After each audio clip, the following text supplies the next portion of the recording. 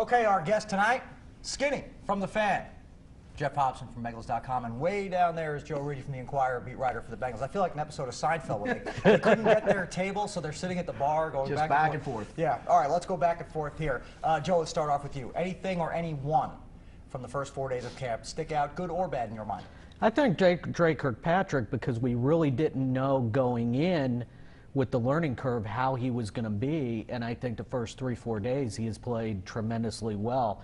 Made a mistake, he said, on Saturday on a pass breakup, but considering his athleticism and how much he missed last year, I think the first 4 days have been very encouraging. Geoff, perfect follow-up for you, because Dre admitted to us earlier in the week that he legitimately battled bouts of depression during last year because of it was such a difficult rookie season, playing only 5 games. He really does, as Joe said, look ready to play some football, doesn't he? Yeah, I know. And the thing that impresses me is he's really holding up against the bevy of receivers that we haven't seen around here in a long time. I mean, the guys that strike me are, are Eifert and Bernard, the first 2 picks, because they make them different.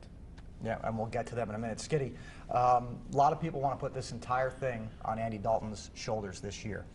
Is that fair, or are you not necessarily ready to do that? Well, I think that happens. It comes with the territory of a quarterback. But that being said, his first 2 years, when you compare him to a lot of quarterbacks that have been really good in this game, are really good in this game, they've been really, really good. And the fact that he's done it his first 2 years, this wasn't years 4 and 5 where he finally got a chance to start. These were his first 2 years in the league. He's impressive, but again, the quarterback, it comes with the territory. You got to win games, you got to win playoff games. Look, and most of these guys don't really start winning games until they're 4 or 5 seasons into this thing anyway, so let's see where this goes with Andy. Geoff, you talked about Tyler. He told us during the week that his receiving is clearly ahead of his blocking right now, as it is for most pass-catching tight ends, especially rookie tight ends. But how legitimate of a threat is he to see the field this year if his route running, if his pass catching is this much better that it covers up the blocking deficiency? Oh, I think he's going to catch 60 balls. I mean, this guy's this guy's a major league threat, and I think he showed today in the Oklahoma that he might not, that they might not go to nickel automatically when he's on the field. He did a pretty good job against Lemire, who's a fairly solid 240-pound man. Well, Joe, what does that mean for Jermaine Gresham then? Well, Jermaine in the Oklahoma drill, going up against James Harrison, kind of a little bit of a draw, and then against Geno Atkins, performed amazingly well. Yeah. I think he still feels that off that Houston game, there's a lot to prove. And Jermaine still tries to compare himself against that 2010 class. He was the first tight end selected. Hernandez did well when he was in the league, but Gronkowski, Jimmy Graham. But the thing with Jermaine is he didn't have the quarterbacks that a Graham or Gronkowski had. It's a learning process, and they're asking him to do different things. First tight end here to have 3 straight seasons over 50 catches. Skinny, Geoff, Andre Smith was not back at practice today. We thought he might be. I'm shocked. He did tweet out though that he has been cleared and will practice tomorrow apparently. They're being careful with the calf, and in light of the rash of injuries we've seen around the league just from the last couple of days, season-ending injuries, not a bad move to be safe. I guess, but I mean, at some point practice, fat man, would you? It really isn't that hard. Get on the field and practice. You missed minicamp, you missed the voluntary stuff. Now we're supposed to come back Sunday. Here's Sunday come and gone. I know Butch will disagree with it, but for God's sakes, just get on the field and practice. That's all anybody's asking. Oh, well, he's not fat. I know that. He's in shape. I get that, but still. Go practice. Well, he will tomorrow. That's what he tweeted. Well, he's supposed to practice today. I'd like to see all these guys give them like the rest of the month off, show up September 4th, and let's go. After all the stuff that's happened in the league. There's a lot of coaches after the injuries who, probably... A practice bubble now means actually putting a bubble around the players, maybe. Yeah. If we see A.J. Green before Labor Day, I'll be shocked. Joe, your take on Gio Bernard so far. I mean, with the rookie backs, what does history tell you about what he may be able to contribute? Can he be on the field so long as he's good enough picking up the blitz pickups so he doesn't get Andy killed?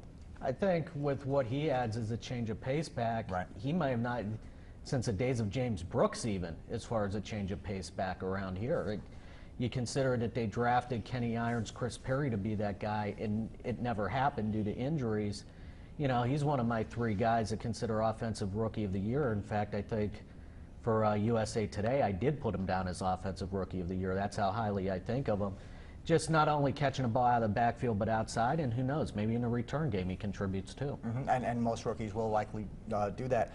Geoff, your thoughts on the secondary, because if Dre is healthy and Terrence still has a lot left in the tank, this is a deep, talented group, isn't it?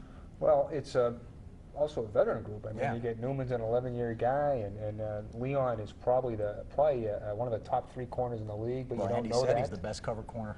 No question. Yeah. And you know, I mean, in Adam, you got to figure he's this is the first year. I mean, last year was the first year he actually played from scrimmage, so he's getting better. You know, everybody's kind of worried about the other safety spot, but I think Zimmer can figure out he's got enough talent there that he can string something together. I think he's getting enough from Williams and Iloka that they're going to get something there. And I still think down the road the best safety they got is Leon Hall, which will happen at some point, I think. But I think right now I think Zimmer can figure something out there. Very quickly, Joe, can't believe it. It's Marvin's 11th season already.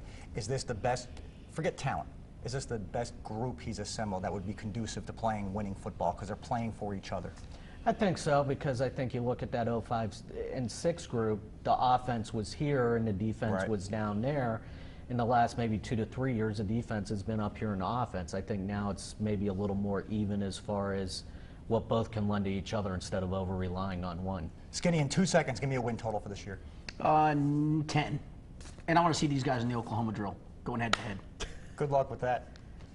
Thanks, guys. Thanks, Mike.